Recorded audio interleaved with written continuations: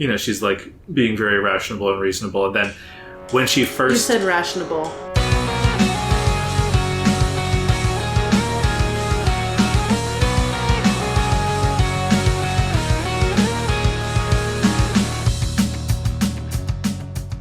Welcome to Inchworm, the podcast in which we're inching through Worm. I'm Jenny. And I'm Ted.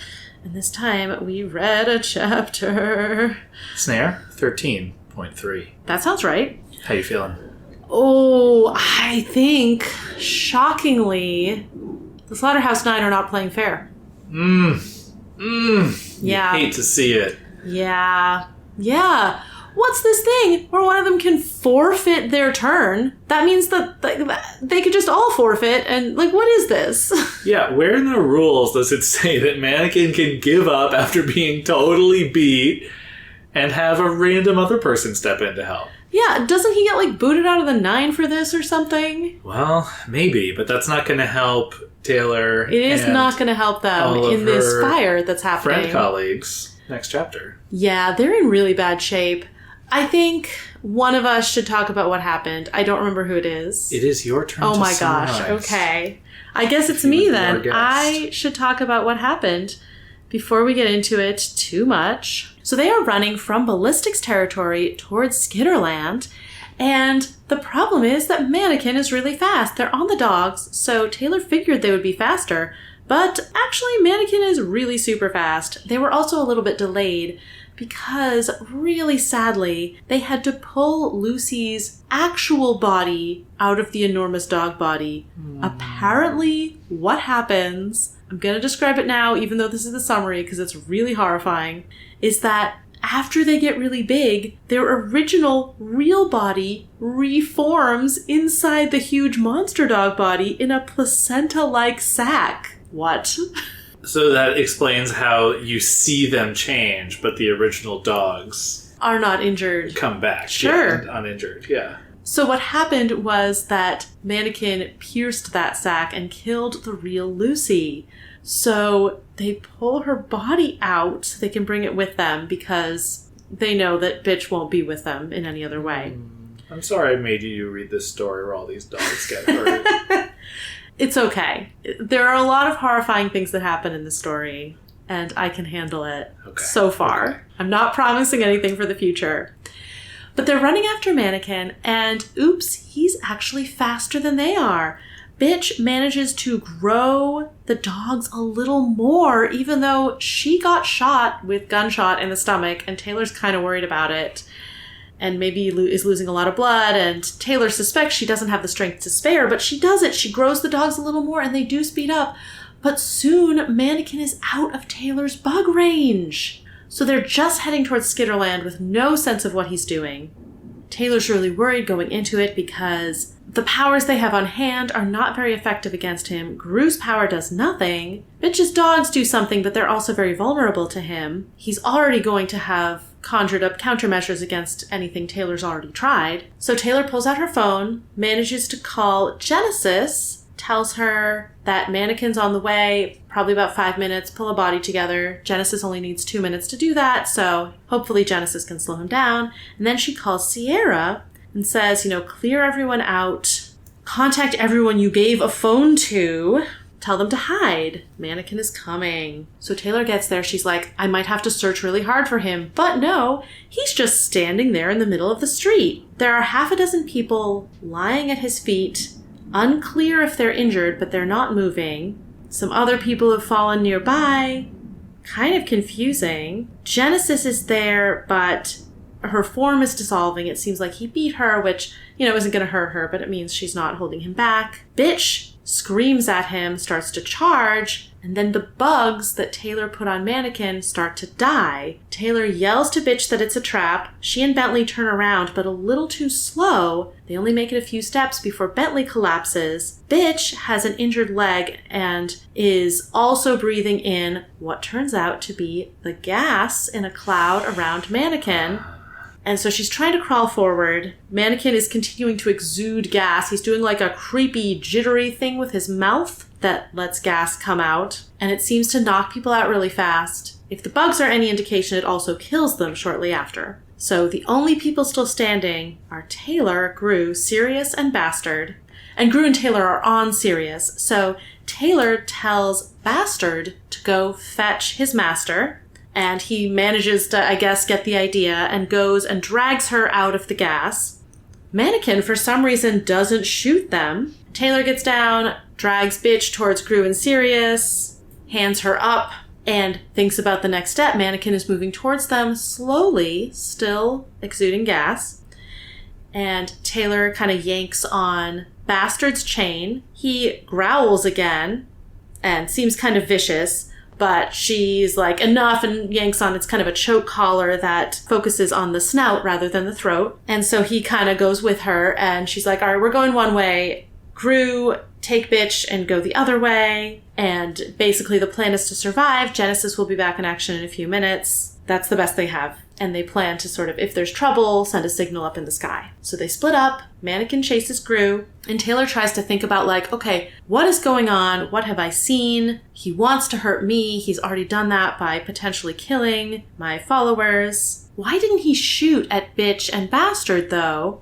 And she realizes he also was moving really carefully, and he only started running after he closed his mouth. So she's like, oh, okay, so probably the gas is combustible, flammable, and he didn't want to blow himself up. She thinks there's probably some sort of like custom-made organisms in his body that create gas because he had this whole like terraforming thing. She's like, okay, I mean, this would have to be a last resort, but she sends some bugs with Silk to go get matches and a lighter and manages to grab them on kind of her way out of town towards the danger signal that Gru is sending up into the sky. There's a spear of darkness. So Taylor runs for them and finds Mannequin and Gru surrounded by darkness at one end of an alley. Sirius and Bitch are a little distance away. Mannequin is giving off gas again. Sirius and Bitch are not close enough to be getting gassed. Gru is. He's using his darkness to maybe stave it off in some way. It's like really, really thick darkness. And it's unclear if he's just holding his breath or if the darkness is doing something. Taylor talks to Mannequin and says, you've got to back off or I'll light you up. And she lights a match and has the bugs carry it into the air. Once again, bugs with matches. Her new calling card. Yes. And she thinks, could I actually light him up? Yeah, you know, I could. And she thinks of a few factors. Mannequin ruined her hopes of winning Coil's favor and freeing Dinah when he killed her people. Destroyed her reputation. If Bitch and Gru are going to die anyway, it would be great to turn the tables and blow everyone up. She'd be saving the other people Mannequin was going to murder. He apparently sees that she means it and backs off from Gru, and he limps out towards her. And Mannequin closes his mouth, raises a hand, and she's like, oh, he's going to shoot. She throws Gru to the ground. He just adjusts his aim, and she steps in front of the bullet, pulls Bastard back because he's trying to move forward as well. She's not going to let a dog take a bullet for her. And then 3 things happen. He shoots her in the chest. Gru uses his power to shroud them in darkness, and there's an explosion. So Taylor's hit with incredible pain. It seems like she is in one piece, as Gru tells her, but she definitely has some chest injuries. Really serious stuff happening here. Gru gets her up. Mannequin was blown up, but he's fine. He just kind of detached his body parts, and he's lying in some shallow water. And Gru says to run, and Taylor's like, yeah, that sounds right. But then Bastard attacks Mannequin, kind of whips him around like a rag doll. Mannequin turns the tables and is about to shoot Bastard, and Taylor catches his arm and hauls it back. Bastard knocks both of them over, and then Gru helps Taylor up. Mannequin starts doing the gas thing again. Taylor looks, there's not anything on fire in Mannequin's immediate vicinity, though the flames are closing in this worrisome manner. And Taylor pulls out wadded tissue from her utility belt, tears it into strips, lights the strips, and has dragonflies carry the burning strips into the cloud of gas. So there's another explosion. Gru shields them with the darkness again. Seems like it does help. Mannequin is on the ground again. Bitch is awake and whistles Bastard forward. He grows again and bites into Mannequin's arm and breaks the material. Yes. And Taylor thinks 2 arms and 2 fights. And the flames are encroaching again, so they get closer to Mannequin. And Sirius and Bitch are both standing, but like kind of precariously. Gru kind of gets them all together, puts Bitch's hand on Taylor's shoulder for support. And then Gru picks up a piece of rubble that, in Taylor's estimation, weighs 50 or 60 pounds. And Sirius holds Mannequin, and Gru is about to drop this on his chest at Taylor's suggestion. Nothing important in the head, as Taylor says. When fire shoots through the surroundings, and this is not an explosion, this is just fire. It is Burnscar. And Gru's like, you aren't allowed to interfere. And Burnscar's like, I won't tell if you don't. It's Jack's rules, not mine, but fine. Apparently she talks like Sophia, which is fun. We're going to talk about that. And Mannequin agrees to something Burnscar says. Burnscar high-fives him, and she says, he just tagged me in, forfeited his turn. My go. I'm taking round 2. So they're surrounded by fire, and Burnscar is now taking them on. Yeah. And they have a candidate there, so it's not looking good. Not looking good. You might find out what Burnscar's test is. I'm guessing it has to do with a lot of fire. It's really not looking good. Like, I feel like they are so injured and so spent that they are going to have to be bailed out.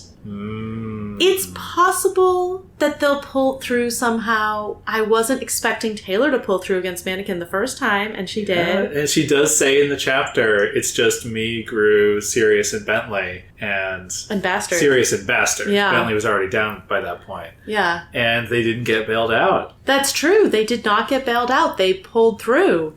Well, you were onto something when you were saying that, like, because Mannequin won when he knifes Bentley and Amy and then kind of scampers away a couple chapters ago, it's kind of a narrative reset because they could beat him next time. And so you get the incredibly satisfying Bastard actually crunches his arm to smithereens, where it's like, yes, he's being thrown around like a rag doll. It's so satisfying. Yeah. But then the classic gut punch of out of the frying pan into the fire. Literally. Well, half literally.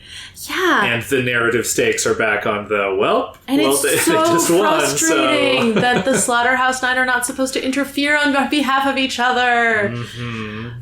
I mean, if you are a stickler for the rules, she already cheated. She already interfered, but...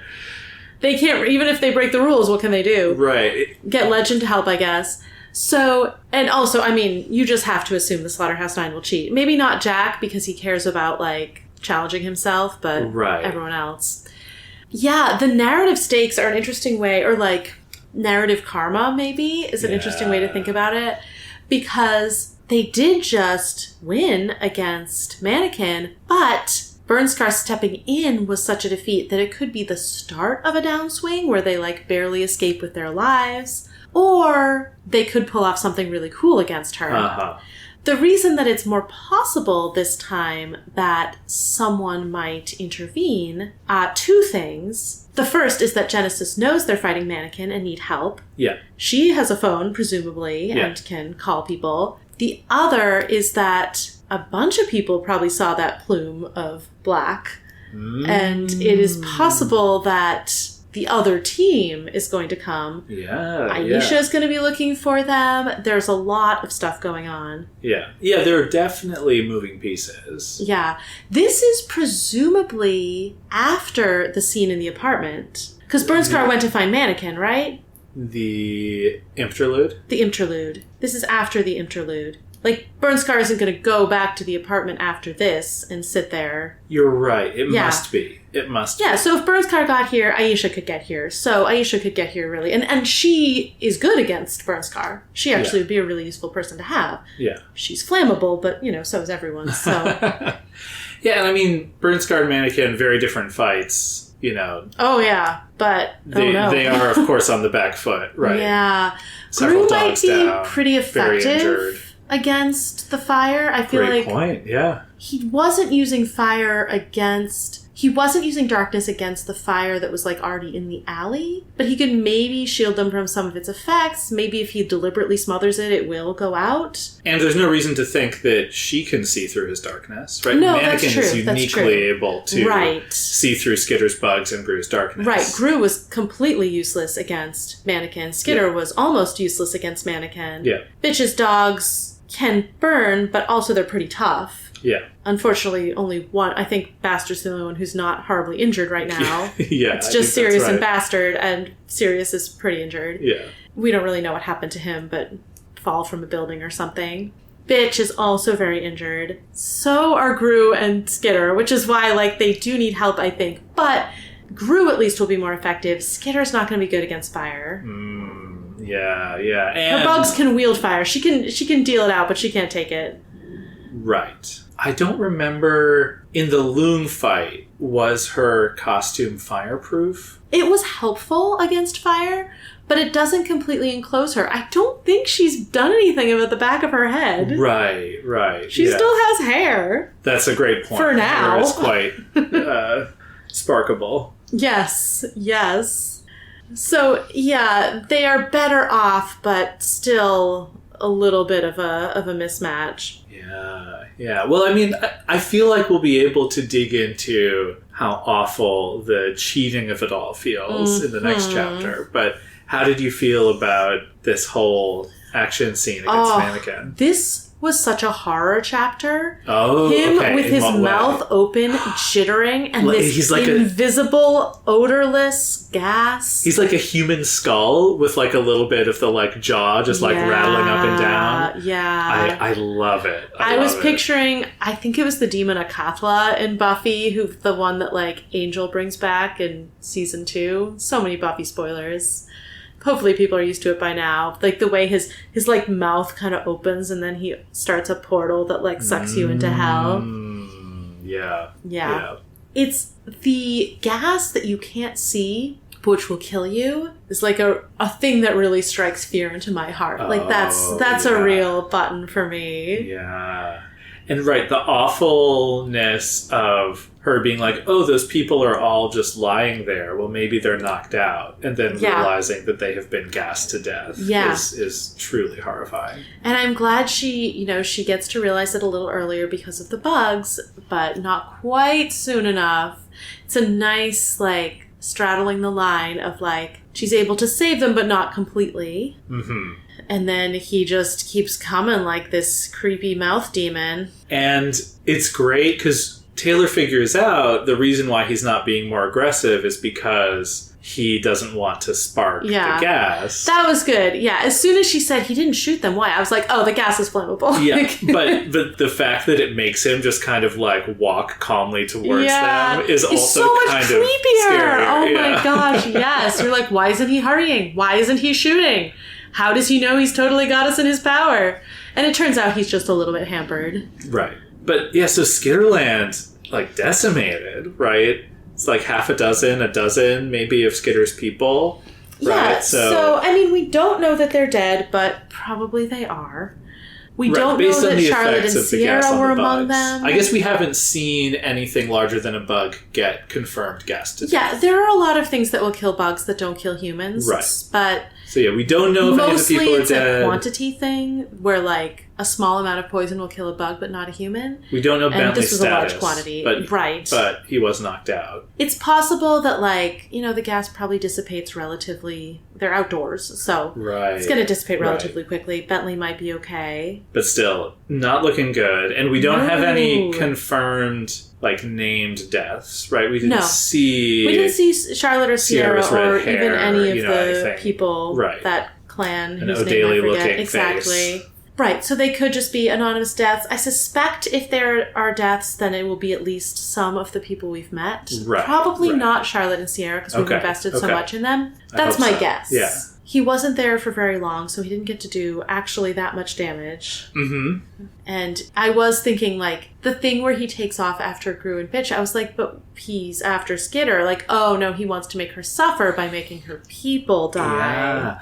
Well, okay, so I was going to ask you about that. I had that theory, but I was also thinking about two other things. One is, after last time, is he on some level wary of going one-on-one versus Skitter? That doesn't seem that likely, but I was wondering if he was correctly assessing that of the capes here, the only one who can possibly hurt him is Bitch. So he goes after Brian because he's got Bitch. Yeah. And if he can get rid of Bitch, then he knows if he incapacitates all the dogs, which are not as effective without her, then it's going to be easy pickings to chase down Gru and Skitter. Yeah.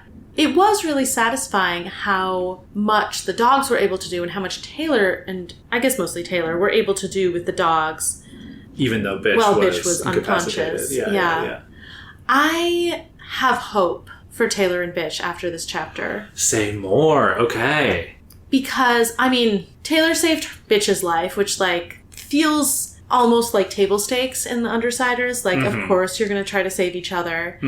And she also gave orders to the dog while doing it to Bastard, to Bitch's favorite new dog. So that's, not great.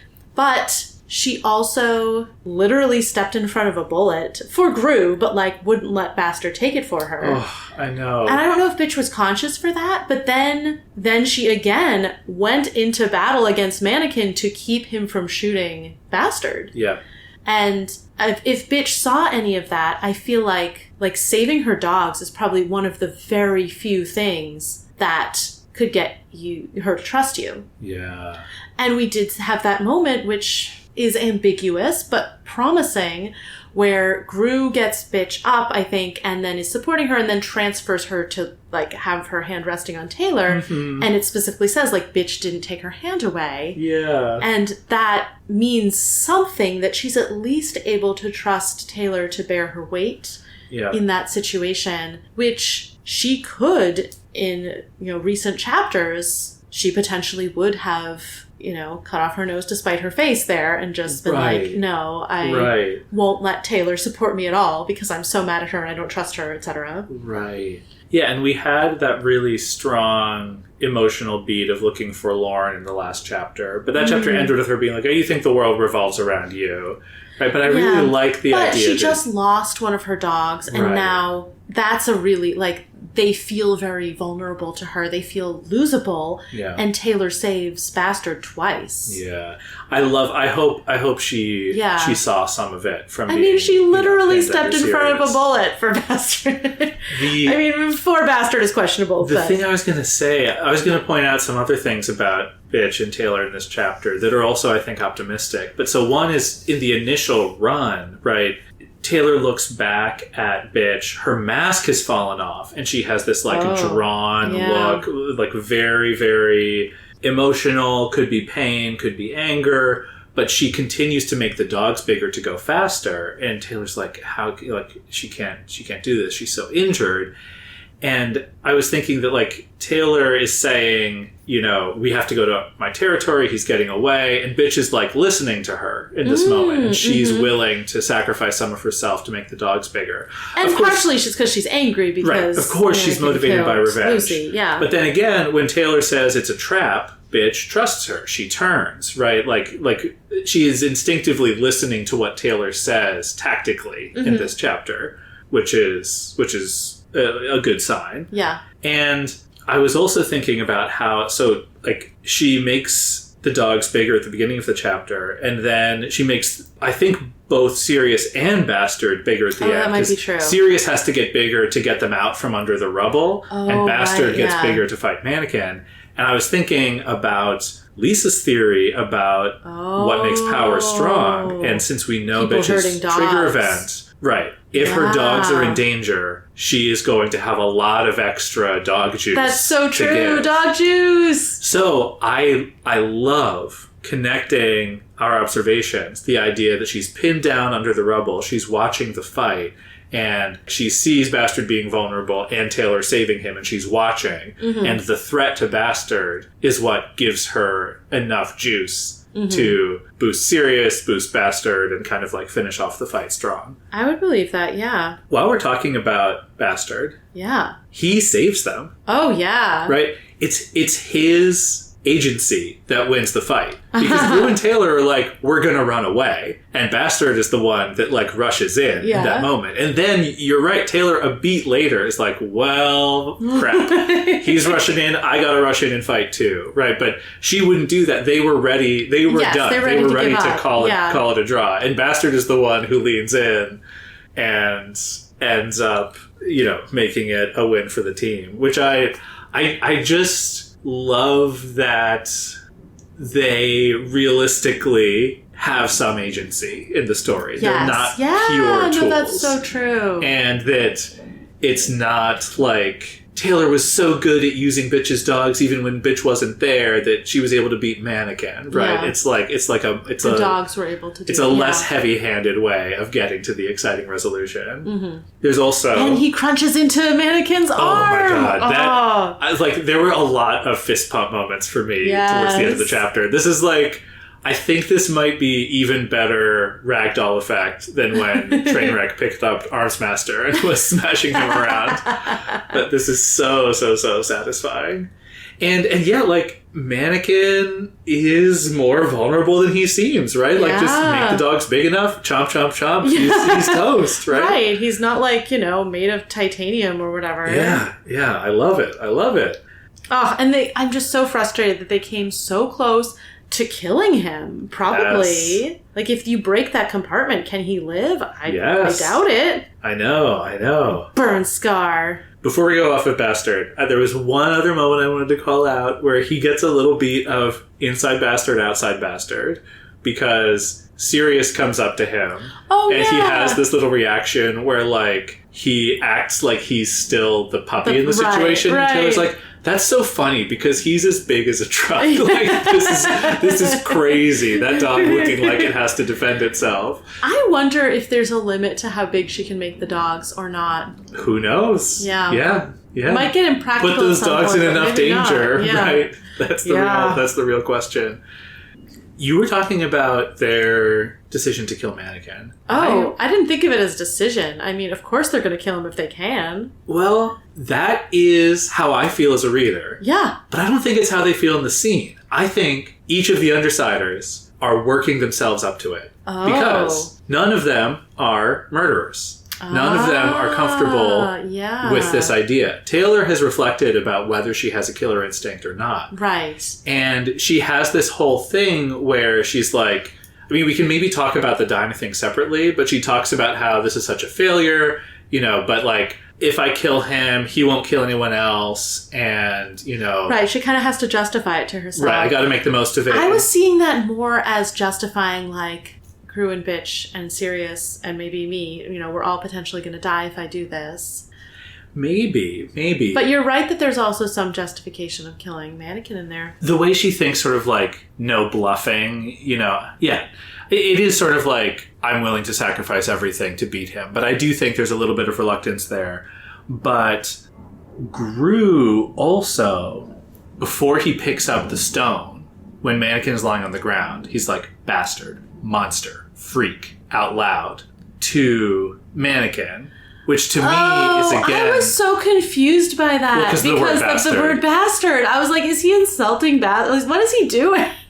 No, I think he's working himself up that makes to murder. So much sense. He's gonna pick up a rock and go over and bludgeon somebody to death, which is a hard thing. Right, that's something he doesn't usually do. He's a very defensive fighter. And then Bitch justifies it to him. She's growling, "Do it." Killed Lucy, right? Like, even she has to provide a reason, right? Like, it's not like we're just happy to it's kill, not kill, default. kill. Yeah, this is why she'd be a terrible Slaughterhouse 9 member. So I really appreciated almost a reminder that, like, these characters have a little more humanity than I do. Because I'm like, the Slaughterhouse 9, kill him. If you get him in your sights, go for it. Stab that little girl in the eye. Like, come on.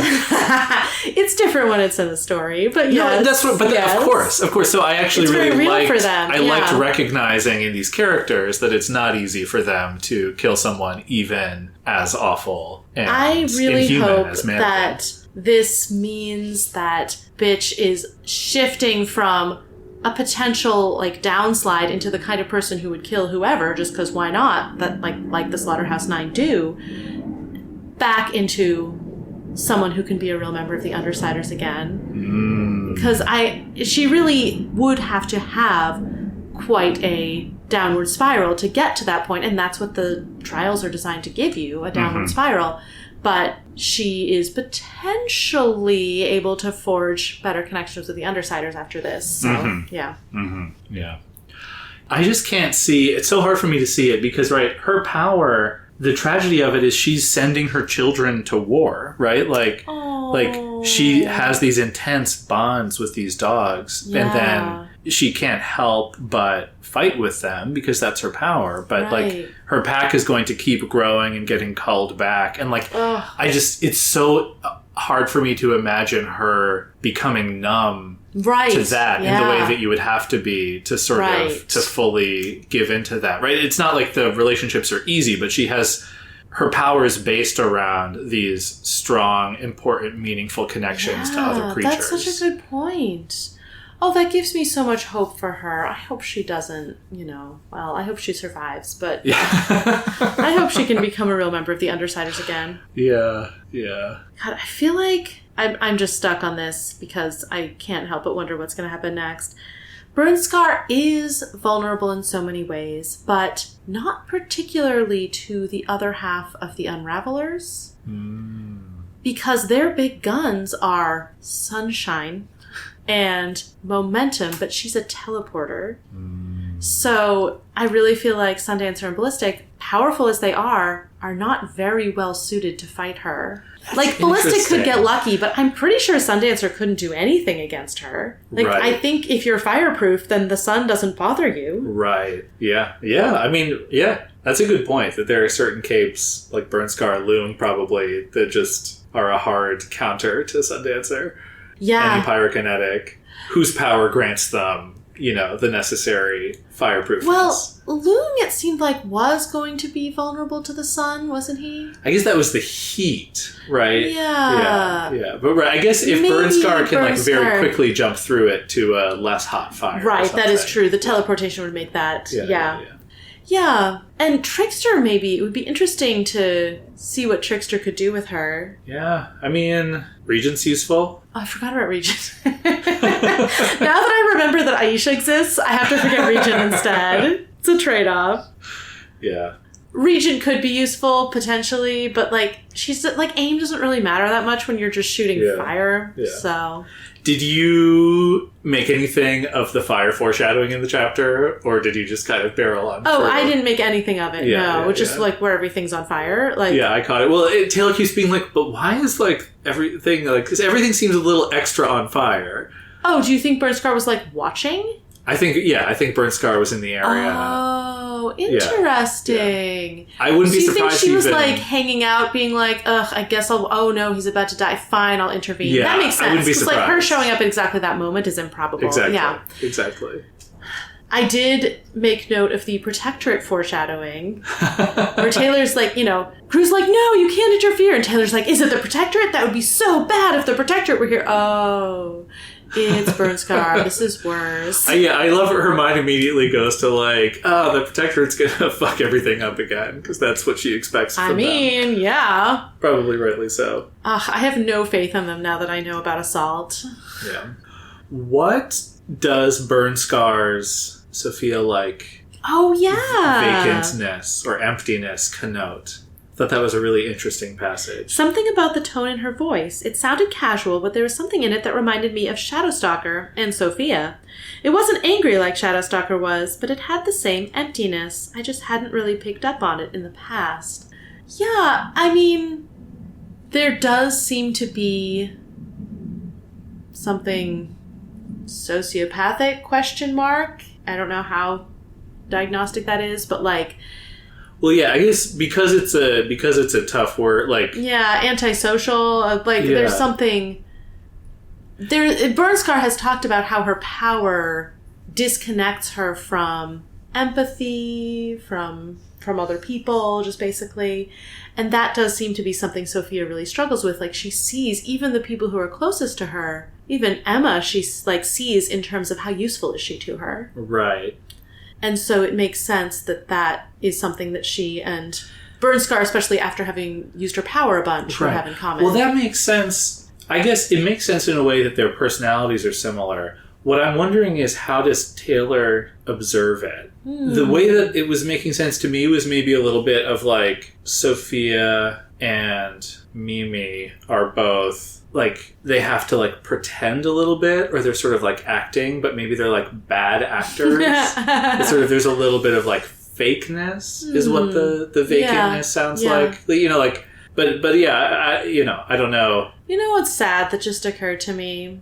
It would kind of make sense that Shadowstalker's power, where she's not fully present in the world, could also alter her mind/personality.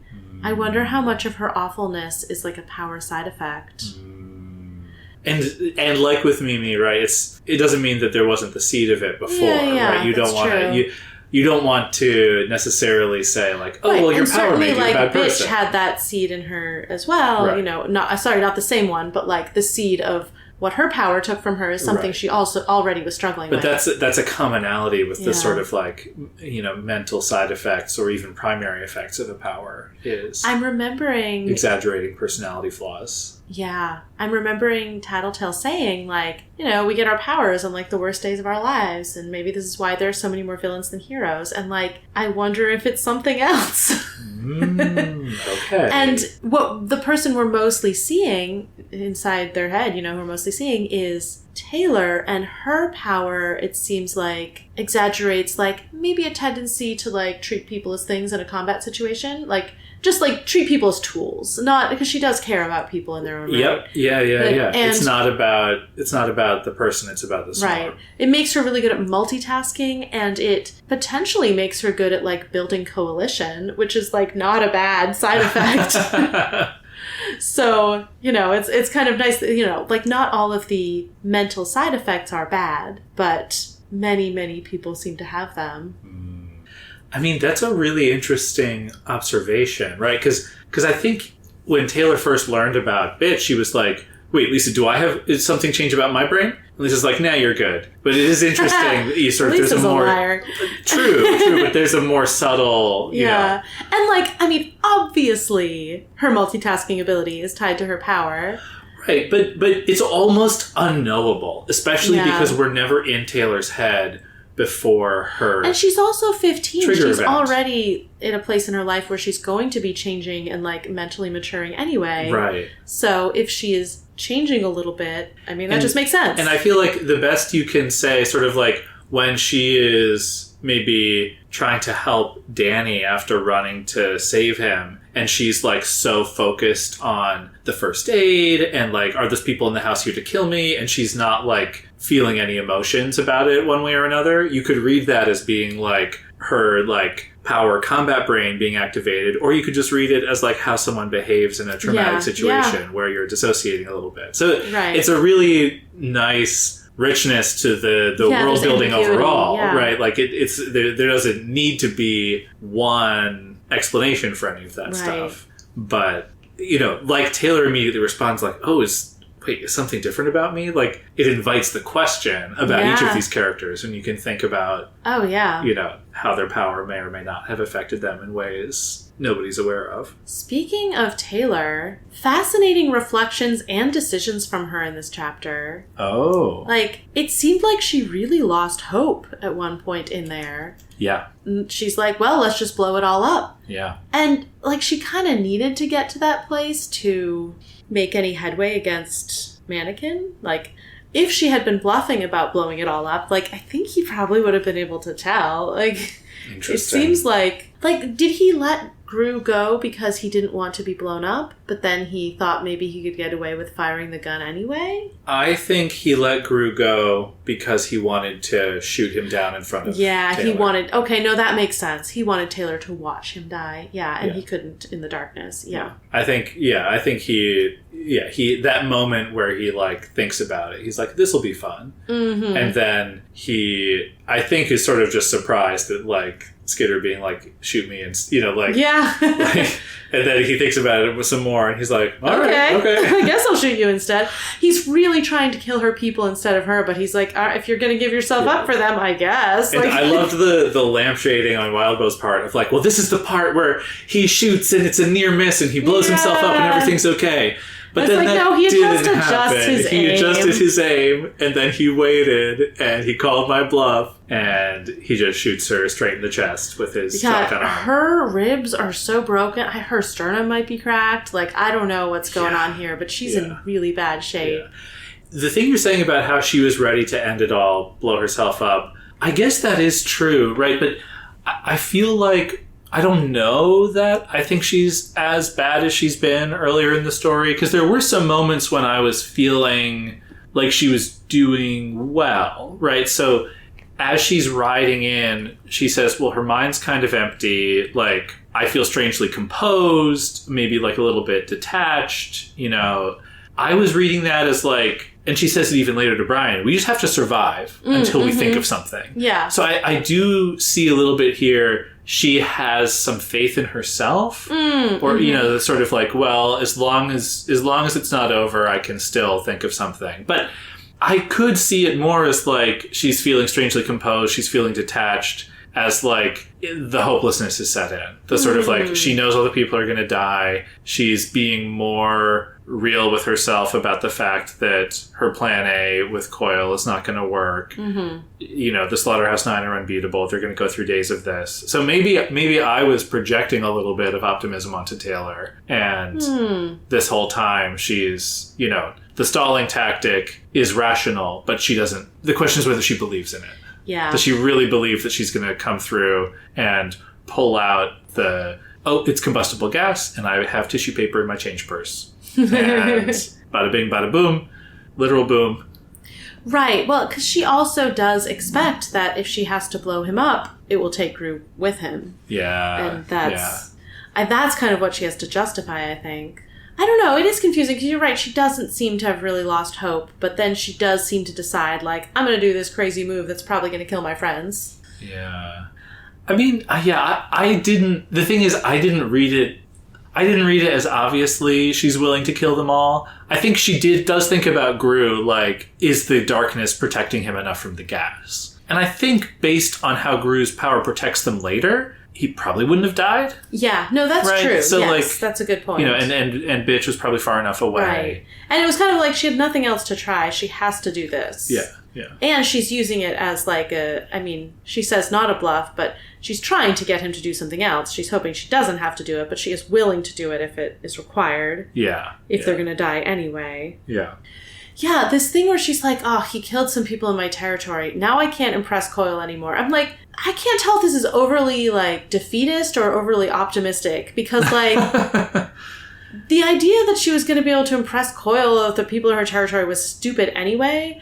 But, like, okay, so a few of them died. Like, that doesn't mean your whole plan is ruined.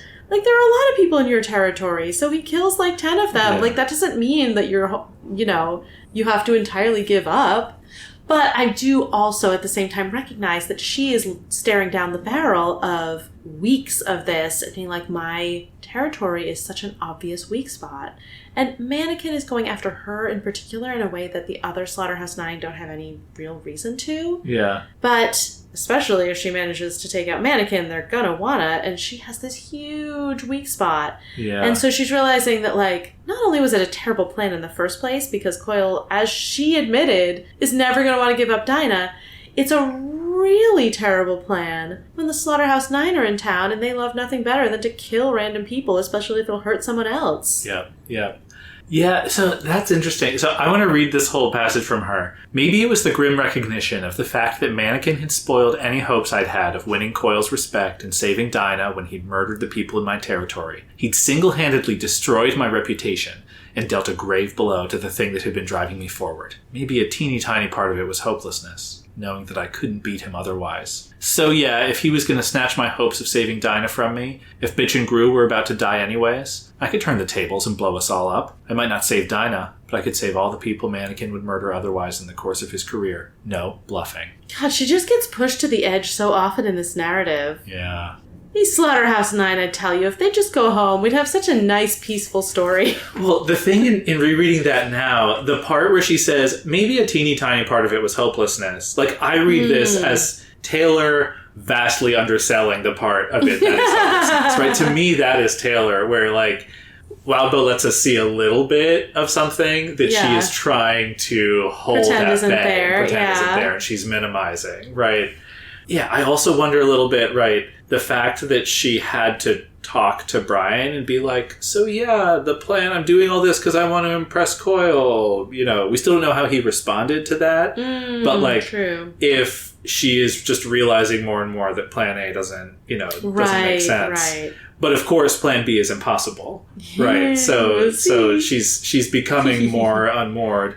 Yeah, I mean, I think also she's just someone who likes trying stuff in combat. Like, she would so much rather just do something, like, so crazy it just might work, rather than just standing there and letting Mannequin kill his people. But I just feel like the rationalizations are so weak here, right? Which is why I get frustrated. Like, this is one of the most frustrating passages for me from Taylor in a while. Because, like, single-handedly destroyed her reputation because Mannequin's good at killing a bunch of people because you saved a bunch of people. Like, no, like that. No one but you would think this, right? That like, is true. People would be like, oh, wow, that really sucks. And Brian might say, like, yes, you took on more risk by having building, people, Colin would say, this is why you don't have attachments, Skitter. Right? But, like, that's all about almost strategy more than reputation. Yeah. Right? No one's going to think less of Skitter because Mannequin. Right. They're like, oh, Mannequin did beat her in the end. And, like, well, actually kind of no, but.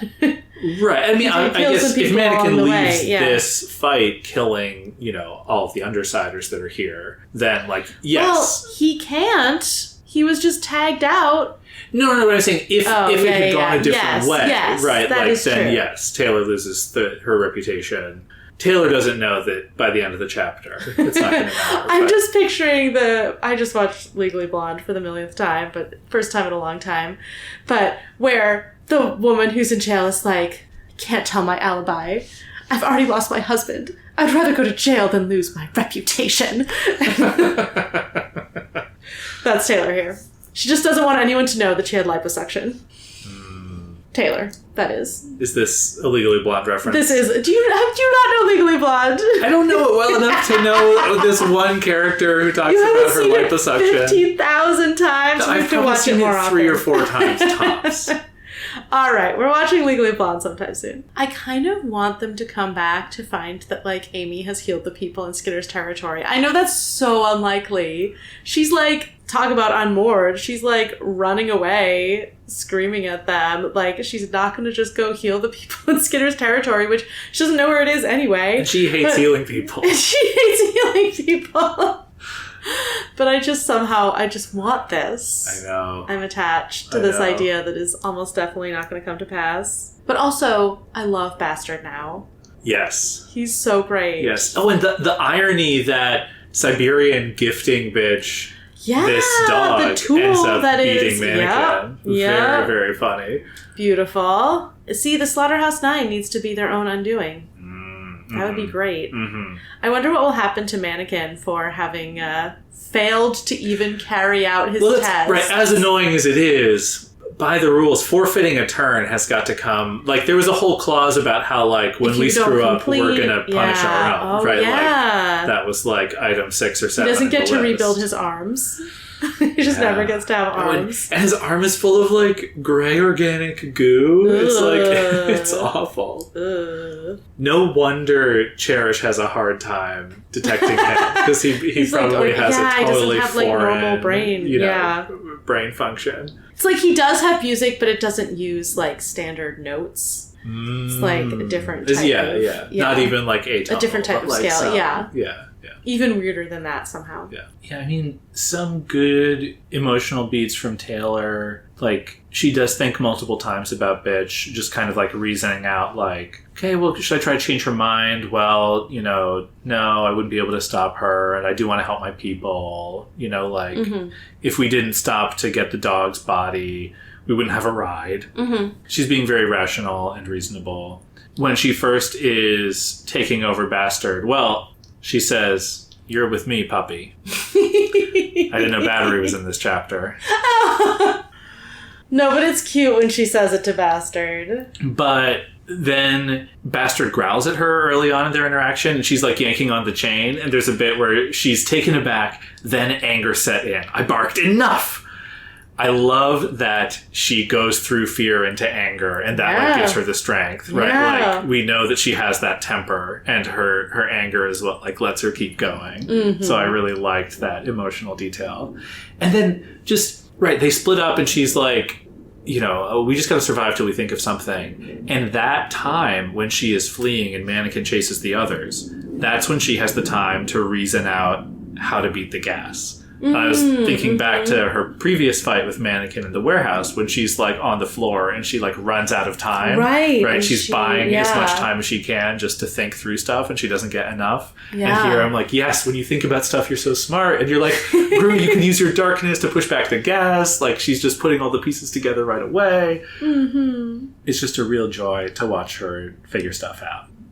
We get another moment where she's like, Mannequin, you're going to back off and you're going to let him go. I said, sounding 1,000,000 times more calm than I felt. I love this. Like, we always see her, like, masking her emotions and speaking in a very controlled way, even though she's feeling jittery inside. Mm-hmm. And yet, the little detail that she has change in a change purse because that one time she wanted to use a payphone. Yeah. And then she's padded the change with tissue. Right. So they're not jangling around. But the tissue saves her. And it's the tissue in the change purse that saves her. It's so good. She really goes through everything that she's keeping in her armor. And like...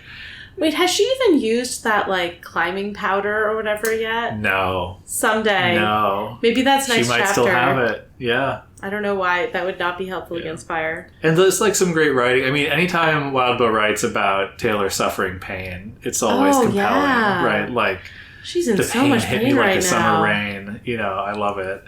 And the bit where she sends the tissues to Mannequin, half of the tissues went out or were dropped by the burnt dragonflies before they got close enough. Which meant that the other half made it. I was like, yes, yes, yes.